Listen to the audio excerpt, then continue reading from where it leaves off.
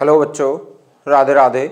आज Gauss theorem के कुछ कॉन्सेप्ट वाले मल्टीपल चॉइस करते हैं। सबसे पहले जो खास तौर पर बोर्ड एग्जाम में पूछे जाते हैं और बोर्ड एग्जाम में कॉन्सेप्ट वाले क्वेश्चंस पूछे जाते हैं।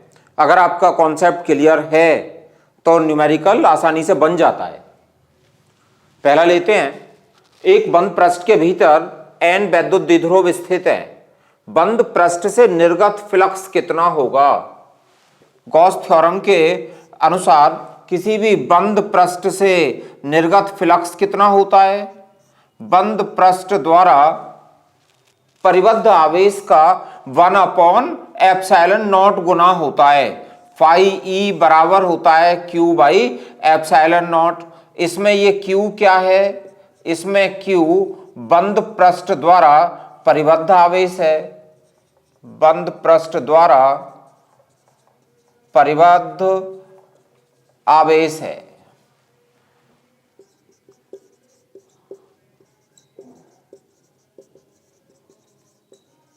गॉस प्रमेय के अनुसार क्या है? फाई ई बराबर Q/ε0। Q क्या है? बंद पृष्ठ द्वारा परिबद्ध आवेश। अब हमने एक बंद पृष्ठ कंसीडर कर लिया और इस बंद पृष्ठ के भीतर क्या है? n वैद्युत द्विध्रुव रखे हैं।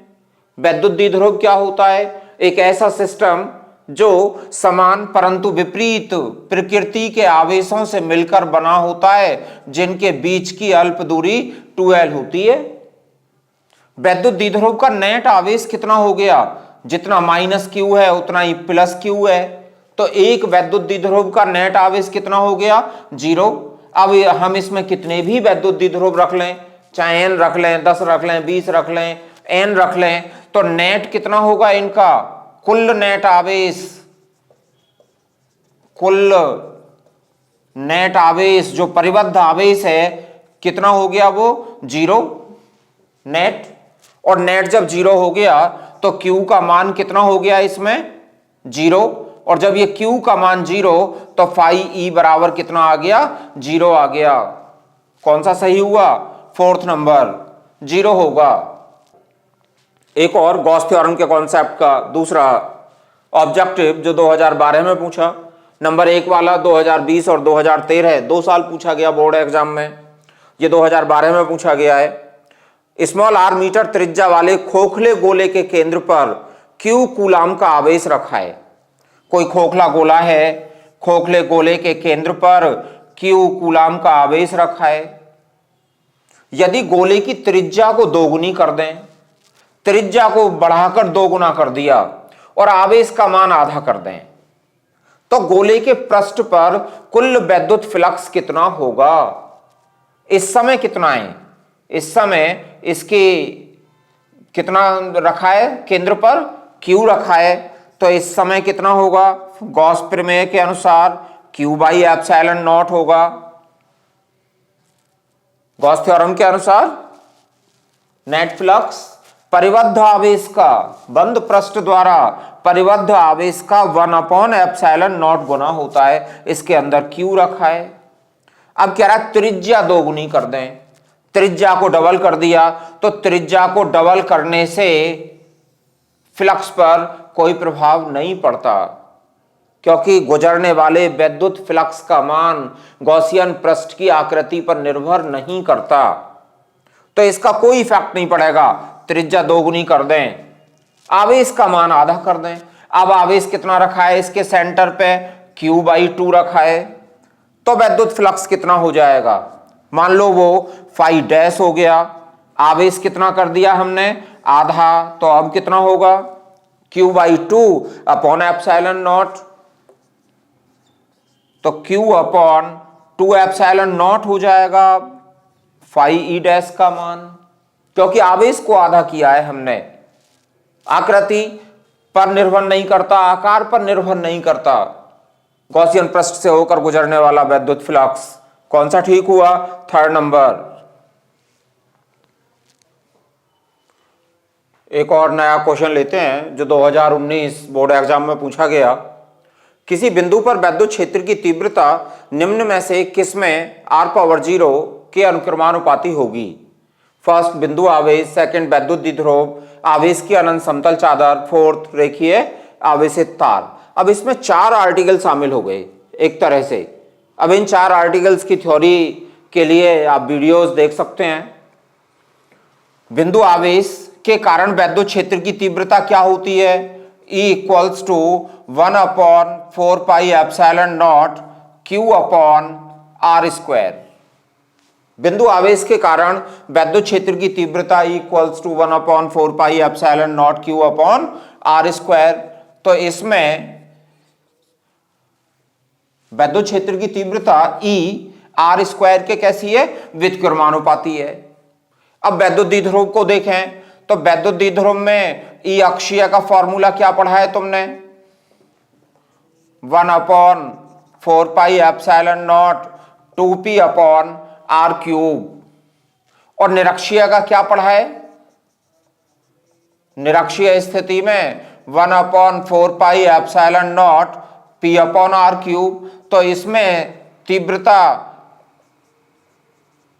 दूरी के क्यूब के व्युत्क्रमानुपाती है। तीसरा, आवेश की अनंत समतल चादर के कारण वैद्युत क्षेत्र की तीव्रता क्या होती है? E equals to sigma upon 2 epsilon naught. और रेखीय आवेशित तार के कारण वैद्युत क्षेत्र की तीव्रता क्या होती है? Lambda upon 2 pi epsilon not R। या इसको हम इस तरह से भी लिख सकते हैं 1/4 pi epsilon not 2 lambda by R।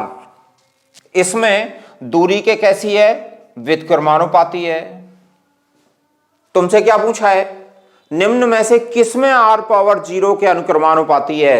जरा इसको देखें। आवेश की अनंत समतल चादर, इस फॉर्मूले में R नहीं है, R से इंडिपेंडेंट है। ये R पावर 0 1 होता है, तो ये R से इंडिपेंडेंट है। तो आंसर क्या होगा? थर्ड, आवेश की अनंत समतल चादर। एक और मल्टीपल चॉइस लेते हैं जो 2017 और 2010 में पूछा गया। R1 व R2 त्रिज्याओं के दो चालक गोलों के पृष्ठों पर आवेशों के पृष्ठ घनत्व बराबर हैं। पृष्ठों पर वैद्युत क्षेत्र की तीव्रताओं का अनुपात है। 4 मल्टीपल चॉइस दिए हैं। कोई चालक है, चालक के पृष्ठ पर वैद्युत क्षेत्र की तीव्रता क्या होती है? पृष्ठ पर ये तो E बराबर 1/4 pi epsilon naught Q upon R square होती है, जहां पर R क्या है? इस चालक की त्रिज्या है। यह फॉर्मूला होता है। आवेशों के पृष्ठ घनत्व समान है, पृष्ठ घनत्व बराबर है। आवेश का पृष्ठ घनत्व क्या होता है? आवेश का पृष्ठ घनत्व सिग्मा। इसके लिए भी मैंने वीडियो बना रखी है, समझाया है उसमें। आवेश का पृष्ठ घनत्व प्रति एकांक क्षेत्रफल पर उपस्थित आवेश की मात्रा सिग्मा होता है Q अपॉन A। और यहां क्या दिया है तुम्हें कि अगर पहला गोला है सिग्मा 1 जिसका पृष्ठ घनत्व और दूसरे का सिग्मा 2 है, तो दोनों समान हैं। पहले चालक का सिग्मा 1, दूसरे का सिग्मा 2, दोनों कैसे हैं? समान हैं। सिग्मा 1 कितना होगा? Q1 upon A1। सिग्मा 2 क्या होगा? Q2 upon A2। Q1 upon A1 कितना होता है? गोले का पृष्ठ क्षेत्रफल, और पृष्ठ क्षेत्रफल पहले का हो गया R1 square. Q2 upon A2, A2 कितना हो गया? 4 पाई R2 स्क्वायर। या फिर Q1 अपॉन Q2 कितना हो गया? 4 pi R1 square upon 4 pi R2 square. तीव्रता का फॉर्मूला क्या है? E equals to 1/4 pi epsilon naught Q upon R square. तो पहले चालक के लिए क्या होगी तीव्रता? पहले चालक के लिए E1 बराबर 1/4 pi epsilon not Q1 upon R1 square. दूसरे चालक के लिए E2 equals to 1/4πε0 Q2 upon R2 square. दोनों को डिवाइड कर लें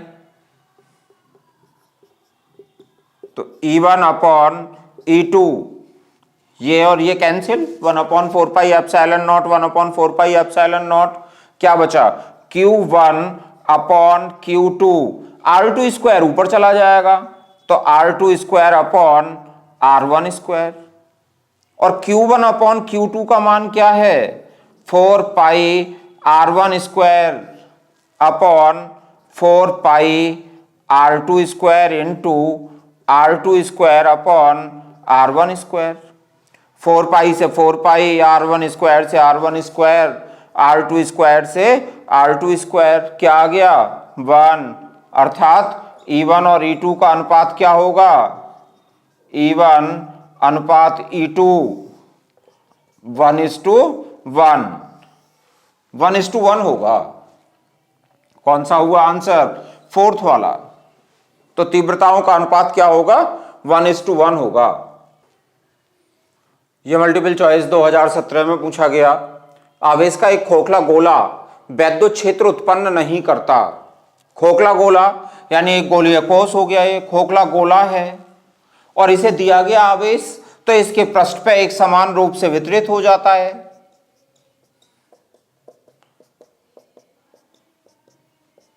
इसके लिए अलग से वीडियो भी बनाई हुई है। इसके सेंटर से मान लो ये इसकी त्रिज्या कैपिटल R है, एक बिंदु इसके बाहर है, बिंदु P पर वैद्युत क्षेत्र की तीव्रता क्या होगी। आर्टिकल में बताया गया है, पूरा कॉन्सेप्ट क्लियर कराया गया है उसमें कि बाहरी बिंदुओं के लिए गोलीय कोष इस तरह से व्यवहार करती है जैसे संपूर्ण आवेश इसके सेंटर पर रखा हो। बाहरी बिंदु के लिए, बाहरी बिंदु का अर्थ स्मॉल r की वैल्यू कैपिटल R से ज्यादा है। बाहरी बिंदु फॉर्मूला क्या होता है E equals to 1/4πε0 Q upon R square. बाहरी बिंदु के लिए, बाहरी बिंदु की अगर डिस्टेंस स्मॉल r है तो Q upon small r square, और यदि बिंदु इसके पृष्ठ पर होता तो E कितना होता 1/4πε0 Q अपॉन R स्क्वायर। ये पृष्ठ पर होता है, मैक्सिमम होता है ये पृष्ठ वाला।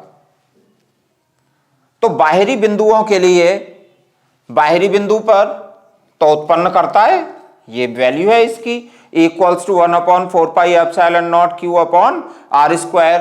तो बाहरी बिंदु पर उत्पन्न करता है। 2 मीटर से अधिक दूरी, 2 मीटर से अधिक दूरी है तब भी वैद्युत क्षेत्र उत्पन्न करेगा। 5 मीटर से अधिक दूरी है तब भी उत्पन्न करेगा। और ये तुमने थ्योरी में पढ़ा है, कॉन्सेप्ट क्लियर करके बताया गया है वीडियो में कि अंदर इनसाइड वैद्युत क्षेत्र का मान कितना होता है 0 होता है। आंतरिक बिंदु पर E इक्वल्स टू 0 होता है।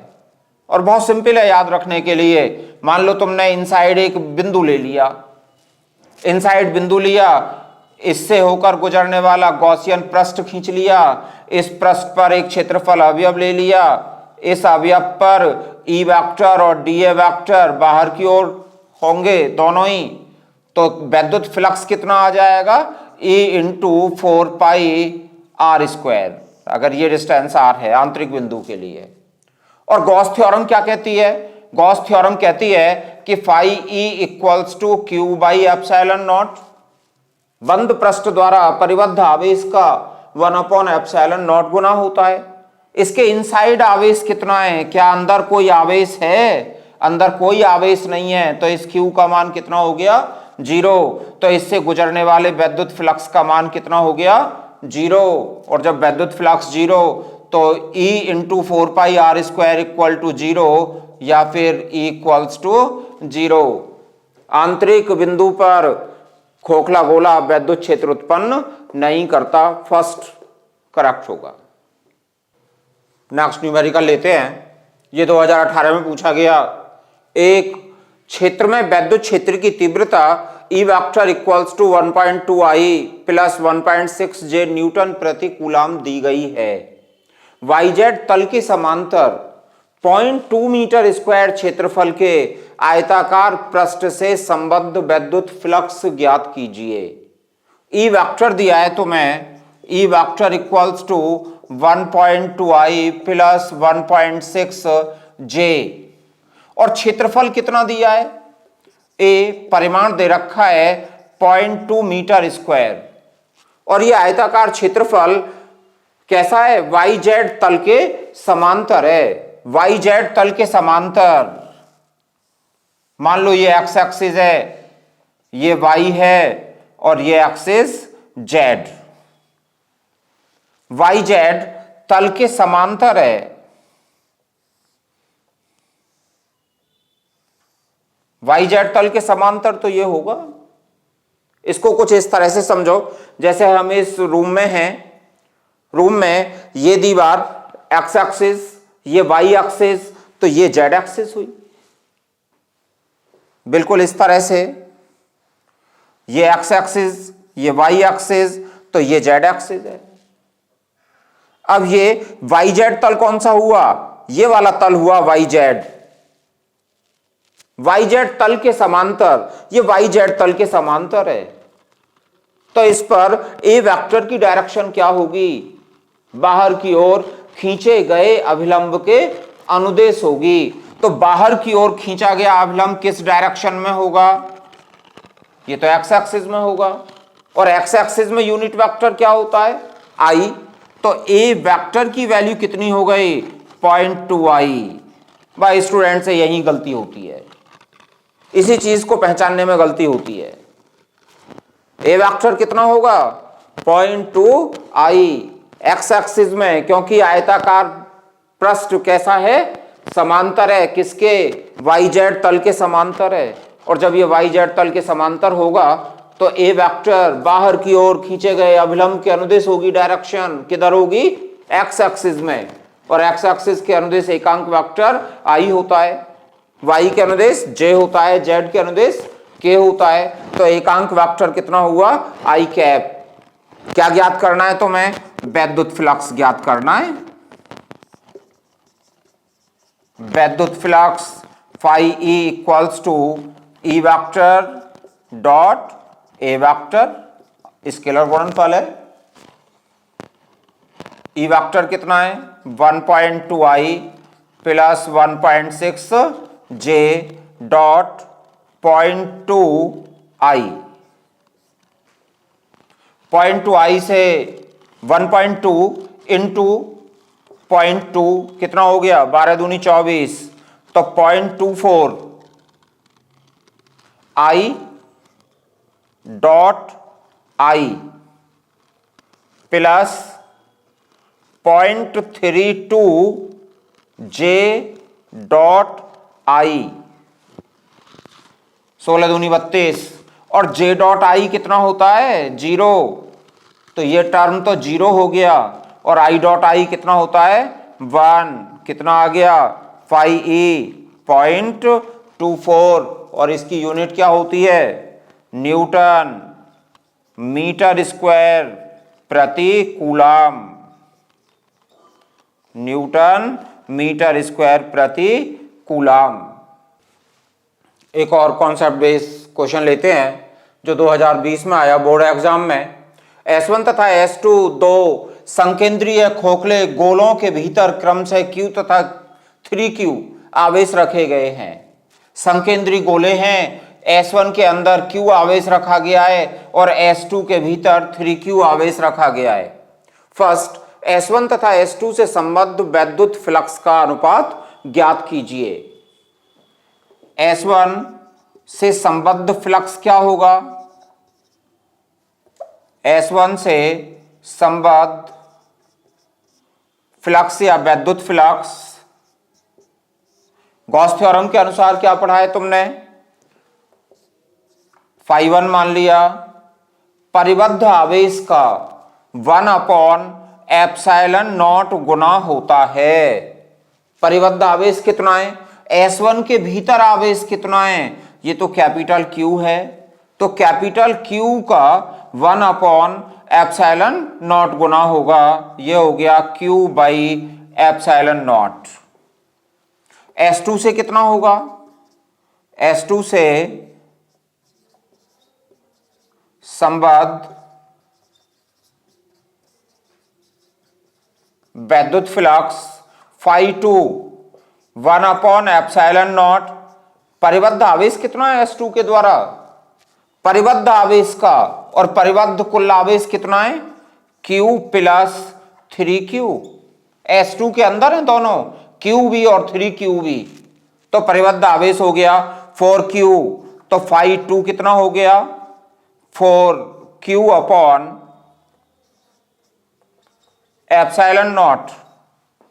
फर्स्ट पार्ट में क्या पूछा है? S1 तथा S2 से संबद्ध वैद्युत फ्लक्स का अनुपात ज्ञात कीजिए। तो φ1 और φ2 का अनुपात पूछा है, तो अनुपात कितना हो गया? Q upon epsilon not upon 4Q upon epsilon not.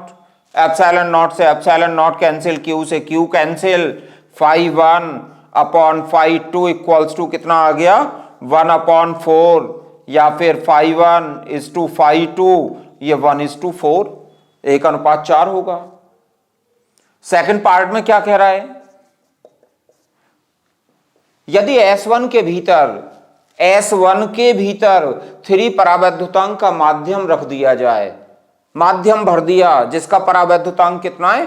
3 है, तो S1 से बद्ध वैद्युत फ्लक्स में क्या परिवर्तन होगा? S1 से φ1 डैश हो गया मान लो, तो परिबद्ध आवेश तो Q है, परिबद्ध आवेश Q का 1 अपॉन एप्सिलॉन नॉट गुना, और कैसे माध्यम में रखा है? 3 परावैद्युतांक के माध्यम में। और यदि माध्यम का परावैद्युतांक कैपिटल K है, तब क्या होगा? Q upon epsilon not K, या फिर 1 upon K Q by epsilon naught. Q by epsilon not क्या है? φ1, तो φ1 का और K की वैल्यू क्या है? 3, तो 1 अपॉन 3 φ1 कितना हो गया? 1/3, पहले की तुलना में 1/3 होगा, 1/3 होगा।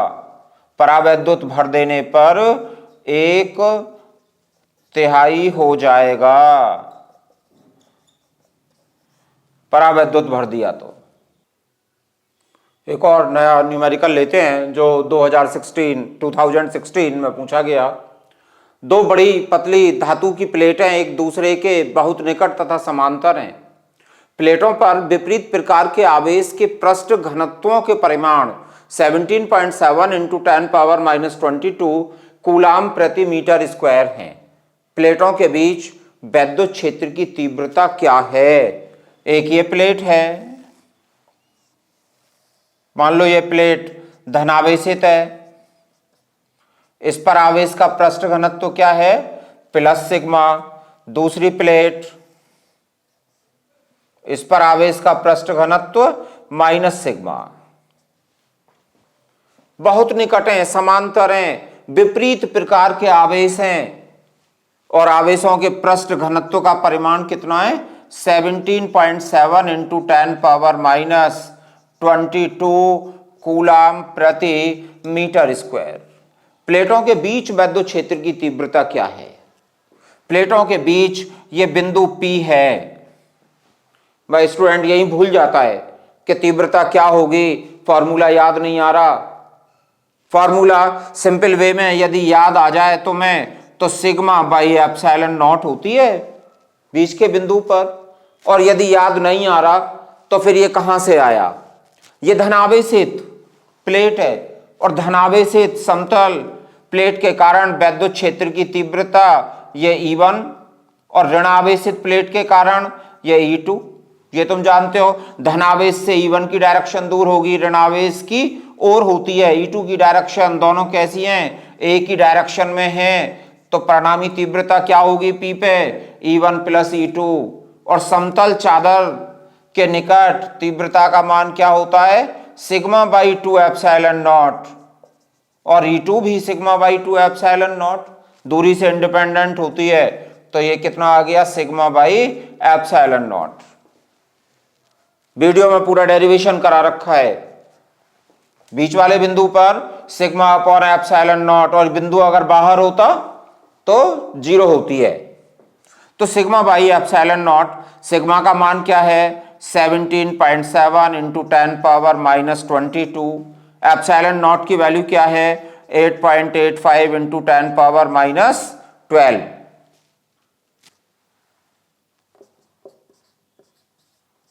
पॉइंट यहां 1 प्लेस है, नीचे 2 प्लेस हैं, इक्वल कर लिया, इंटू 10 पावर, ऊपर 22 है माइनस की, नीचे -12 हैं, माइनस की 10 बची, और ये इससे कितने टाइम कैंसिल हो गया, 2 टाइम।